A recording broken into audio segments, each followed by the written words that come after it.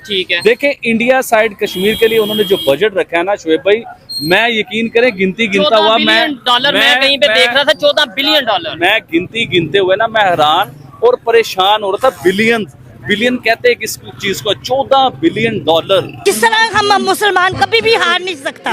वहाँ के मोदी सरकार बोलती है कि पाकिस्तान से उसका कश्मीर भी लेंगे। कैसे ले सकते हैं जबकि हमारे मुजाहिदीन हैं, हम मुसलमान हैं। कश्मीरियों का एक पैगाम है कि पाकिस्तान हमारा नाम लेना छोड़ दे। आपके पास पेट्रोल नहीं, आटा नहीं, तालीम नहीं, हम भी आपके साथ लाइनों में नहीं लगना चाहते। तो इस वक्त जो सबसे बड़ी हकीकत है वो भी ये है कि मईशत जो है दुनिया की वो बड़ी मार्केट से चल रही है। तो ये भी वजह नहीं है कि वो प्रेशर इंडिया पर उस तरह से डाल ही नहीं पाते हैं। जब सलामती कौंसिल में भी बात गई, वो आपके सामने, आप ज़्यादा बेहतर तौर पर वो चीज़ें देखते हैं, तो फिर पाकिस्तान का मुकदमा तो यहाँ ही कमज़ोर हो जाता है। पाकिस्तान एक छोटा मुल्क है, एक छोटी मार्केट है, बाकी ममालिक जो है वो इंडिया को अपनी मार्केट के तौर पर देखते हैं, तो इसलिए कश्मीर पर खामोश रहते हैं। नहीं, ये बात तो बिल्कुल आपकी दुरुस्त है कि जो भारत का क्लाउड है, जो उसका राइजिंग इकोनॉमिक पावर के तौर पे, कोई भी ये इससे इनकार नहीं कर सकता। लेकिन यहाँ पर एक चीज मैं जरूर कहूंगी मलिक साहब कि हम लोगों को खुद भी ये सोचना होगा कि आखिर क्यों हम इतने सालों बाद भी एक सिक्योरिटी स्टेट बने हुए हैं, क्यों हम एक वेलफेयर स्टेट नहीं बन रहे, और अभी तक हमने तयन भी नहीं किया कि हमने क्या ऐसा ही रहना है। 75 साल से हमने यही बात बताई हुई है कि हमारी कौमी सिक्योरिटी जो है वो बड़ी मुश्किलात का शिकार है। हम हमेशा से नाजुक मोड़ से गुजर रहे हैं, हमेशा से हमें बैरूनी खतरात रहते हैं, हमेशा से हमारे ऊपर दुश्मन जो है वो निगाह रखे हुए है, हमें तोड़ने की कोशिश कर रहा है। हम 75 साल से यही सिचुएशन में हैं, तो क्या हम इसी तरह रहेंगे? मुसलमान जो है कश्मीर के, वो मुसलमान जो है वो मुसलमानों के साथ पाकिस्तान के साथ रहना चाहते हैं। हमारे कश्मीरियों का एक पैगाम है कि पाकिस्तान हमारा नाम लेना छोड़ दे। आपके पास पेट्रोल नहीं, आटा नहीं, तालीम नहीं, हम भी आपके साथ लाइनों में नहीं लगना चाहते।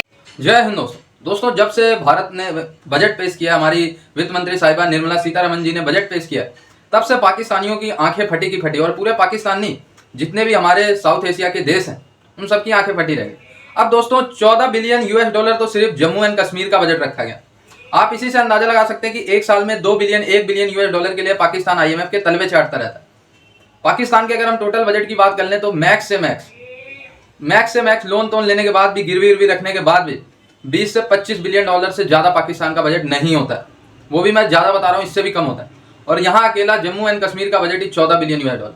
दोस्तों पाकिस्तान ने जितना कश्मीर कब्जा कर रखा है उसमें वो 1 बिलियन डॉलर भी नहीं लगाते। आप इसी से अंदाजा लगा सकते हैं। हमारे पड़ोसी देश श्रीलंका, नेपाल, भूटान, म्यांमार, बांग्लादेश, इन सब के आधे से ज़्यादा है सिर्फ हमारे जम्मू एंड कश्मीर का बजट। तो आप इसी से अंदाजा लगा सकते हैं कि भारत की जो अर्थव्यवस्था है वो कितनी तेज़ी से ऊपर जा रही है।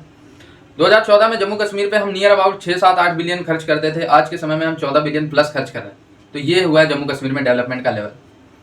फिर उसके बाद आप आइए कश्मीर के ऊपर। ठीक है। देखें, इंडिया साइड कश्मीर के लिए उन्होंने जो बजट रखा है ना शोएब भाई, मैं यकीन करें गिनती गिनता हुआ मैं कहीं पे देख रहा था 14 बिलियन डॉलर। मैं गिनती गिनते हुए ना मैं हैरान और परेशान हो रहा था। बिलियन बिलियन कहते हैं किस चीज को, 14 बिलियन डॉलर कश्मीर के लिए रखा गया बजट के बीच में। उसमें कश्मीर की डेवलपमेंट होगी, बहुत से काम है उसके बीच में, कश्मीर की तरक्की के लिए 14 बिलियन। अब आप लीजिए पाकिस्तान को इसके साथ, ठीक है, पूरा पाकिस्तान कह रहा हूँ, पूरा पाकिस्तान, 3 बार रिपीट कर रहा हूँ, पूरा पाकिस्तान को चलाने के लिए जो IMF से हम लोग कर्जा लेते हैं ना, 1 बिलियन, 2 बिलियन, 3 बिलियन, 5 बिलियन, ये 5 बिलियन तक जा रहा है, 1 से लेके 5 तक। और उसके लिए भी हमें नाक रगड़नी पड़ती है, तरले करने पड़ते हैं, उनकी सारी शर्तें माननी पड़ती हैं, पता नहीं क्या क्या कुछ अपना गिरवी रखवाना पड़ता है हमें IMF से 1 बिलियन या 2 बिलियन या 3 बिलियन लेने के लिए। लेकिन अगर ये ना हो तो फिर तो चैलेंज कोई ना हुआ ना आपकी डिप्लोमेसी के लिए, आपकी सफारतकारी के लिए। चैलेंज यही है कि आपके सामने बहुत से ऐसे प्रॉब्लम्स हैं। भारत का जो क्लाउड है वो आपके लिए इशू है कि दुनिया आपको नहीं सुन रही। लेकिन मेरा सवाल ये है कि ये प्रॉब्लम्स तो हैं और इसीलिए चैलेंज भी है। अगर भारत का क्लाउड ना होता तो फिर आपके लिए क्या चैलेंज था? फिर तो कश्मीर आपको मिल ही जाना था। कश्मीर का प्रॉब्लम इसीलिए है कि भारत का क्लाउड है, लोग दुनिया कमर्शियल इंटरेस्ट देखती है, अपने इकोनॉमिक इंटरेस्ट देखती है। तो सफारतकारी डिप्लोमेसी इसी का नाम है कि आपने अपने लिए इन चैलेंजेस में से अपॉर्चुनिटीज निकालनी है। मेरा सवाल तो सिर्फ इतना है कि आपने क्या। रिजल्ट तो हम बाद में देखेंगे कि उनके क्या निकले। क्वेश्चन ये है कि आपने एक कोहेरेंटली आपने एक सस्टेन तरीके से आपने कुछ इक़दामात लिए हैं जिससे ये हमें महसूस हो और कश्मीरियों को ख़ास तौर पे महसूस हो कि पाकिस्तान वाकई कुछ कर रहा है। हमारी आप सिर्फ स्टेटमेंट्स ही देख लीजिए, मैं आपको बता सकता हूँ कि उन स्टेटमेंट से कितना डैमेज किया है पाकिस्तान के कॉज को। कभी हम कहते हैं कि जी हम अपनी अलग OIC बना देंगे अगर हमें OIC से कश्मीर पे नहीं मिलेगा। कभी हम कहते हैं कोलालमपुर समिट हम चले जाएंगे। कभी हम कहते हैं कि जी जब तक भारत 5 अगस्त 2019 के इक़दाम वापस नहीं लेगा हम उसके साथ मुज़ाकरात नहीं कर सकते। लेकिन अगले ही रोज़ हम कहते हैं कि चलें जी आप ये मत कीजिए, हम एक रोड मैप ही दे दीजिए। फिर हम 25 फरवरी 2021 को सीज़ फायर एग्रीमेंट भी भारत के साथ कर लेते हैं। तो ये तमाम वो चीज़ें हैं जो इल टाइम चीज़ें हैं मेरे हिसाब से, और जो हमारी स्टेटमेंट्स जो हम इशू करते हैं उसने हमें बहुत नुकसान पहुंचाया है। ख़ास तौर पे 5 अगस्त 2019 के बाद हमारे अपने स्टांस में वो कंसिस्टेंसी नहीं रही। आप 2004 से लेकर देखिए, मैं आपको हर साल के मुताबिक बता सकता हूं कि कहाँ हमने जम्मू और कश्मीर के अपना असूली जो मौक़िफ़ है उसमें हमने कमज़ोरी दिखाई है। और आज हम जिस मुकाम पे खड़े हैं वो सिर्फ इस हुकूमत का मसला नहीं है, पिछली हुकूमतों के मसाइल भी हैं जो कि आज हम इस मुकाम पे हमें लेकर आ गई है।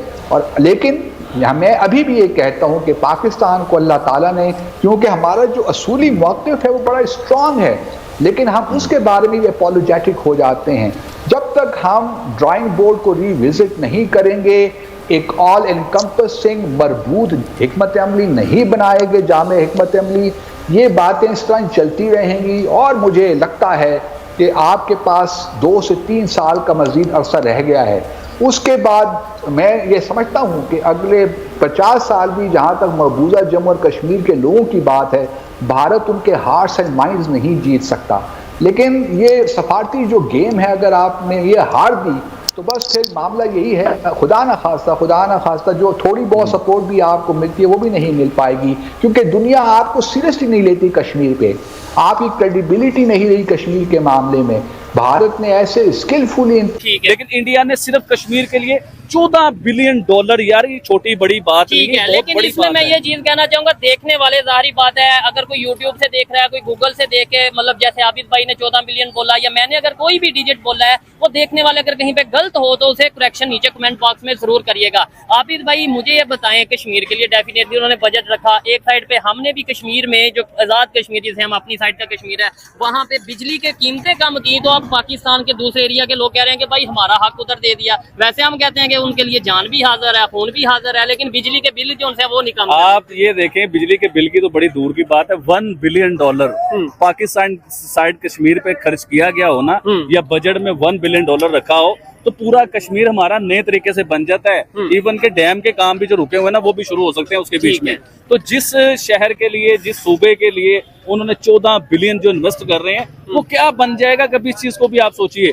1 बिलियन के लिए हमें IMF पता क्या क्या करवाता है हमारे से, यकीन करे, तरले भी करवाता है, मिन्नत भी करवाता है, सिफारिशें दूसरी दुनिया के जो बड़े लोग हैं ना उनकी सिफारिशें भी करवाई जाती हैं। इवन के हमारे यहाँ से बड़े बड़े, मैं अदारों का नाम नहीं लेना चाह रहा, वो अदारे भी सिफारिशें करते हैं कि हमें 1 बिलियन दे दें। हमारे इधर भी अभी 1 महीने पहले बजट अनाउंस किया गया, जब ये नई गवर्नमेंट आई है उसके बाद नई गवर्नमेंट ने किया, आम पब्लिक के जो यहाँ पे खड़े हैं, कोई बच्चा अगर गुब्बारे बेच रहा है, कोई यहाँ पे वेटर है, या कोई इस तरीके से जो भी लोग हैं, इनके लिए हमारे बजट में क्या किया गया, डिफेंस पे। फिर बड़ी बात जो मेन मैं समझता हूँ टॉपिक है कि डिफेंस में कहा जाता है कि पाकिस्तान डिफेंस के ऊपर बहुत बजट लगाता है, लेकिन डिफेंस की बजट की, मैं पाकिस्तान के बजट की बात आपको मैं बताता हूँ। पाकिस्तान में बदकिस्मती से जो बजट आता है ना, वो अवाम के लिए बजट नहीं होता, ये तो अपने हमसायों के लिए भी बजट निकाल रहे हैं ना। हम अपनी बात कर रहे हैं कि हमारे आम सिविलियन के लिए वो बजट नहीं होता। हमारे बजट में क्या आता है, टैक्स इतना बढ़ा दिया गया, दूध की कीमत इतनी बढ़ा दी गई, आटे की कीमत इतनी बढ़ा दी गई, गरीब आदमी को कैसे मारना है,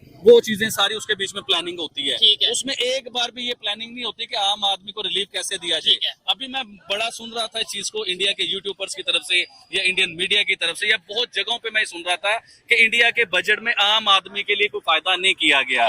देखिए मैं आपको बताता हूँ आम आदमी के लिए फायदा क्या हुआ है। एक तो आपकी गवर्नमेंट ने आपकी बेस मजबूत कर रहे हैं, उस चीज का आइडिया आपको बिल्कुल नहीं हो रहा। आपके मेडिसिन सस्ते कर रहे हैं, इस चीज का आइडिया आपको नहीं हो रहा। आपने अभी वीडियो की थी किसी हॉस्पिटल में जाके, आपने देखा है कोई दवाइयों के लिए मर रहा है, किसी के पास बेड नहीं है, किसी के पास कुछ नहीं है, किसी के पास पैसे नहीं, किसी के पास खाने के लिए कुछ नहीं है, तो वो अपने मेडिसिन में इतना बड़ा रिलीफ दे रहे हैं कि आप सोच भी नहीं सकते। इसमें बहुत बड़ा फायदा है।